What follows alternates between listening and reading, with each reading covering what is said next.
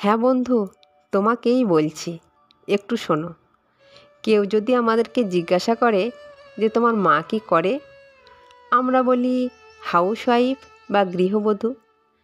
দয়া করে এমনটা বলবেন না বস, কারণ মায়ের প্রফেশন তো গৃহবধূ না। আরে বাবা, যে প্রফেশনে কর্ম করে টাকা পাওয়া যায় শুধু সেটাই কাজ, আর সব কিছুই না? আর কাজগুলো সব অপ্রয়োজনীয়? সমগ্র জগৎ সংসারের সব থেকে গুরুত্বপূর্ণ কাজ কি জানেন? নিজের পরিবারকে আগলে রাখা, নিজের পরিবারকে যাতে ভালো থাকে সেই দায়িত্ব নেওয়া। আর এই দায়িত্বটা একমাত্র মায়েরা নিয়ে থাকেন। মা কিছু খেতে দাও, খাবার পেয়ে গেলে। বৌমা আমার ওষুধটা কোথায়, ওষুধ পেয়ে গেল।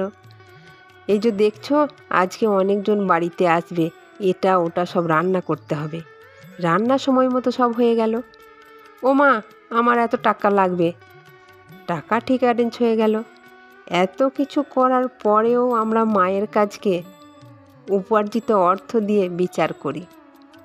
তাই কেউ যদি কখনো জিজ্ঞাসা করে তোমার মা কী করেন, তাহলে বলো আমার মা সব কিছু ত্যাগ করে 10 হাত দিয়ে পরিবারকে আগলে রাখার কাজ করে।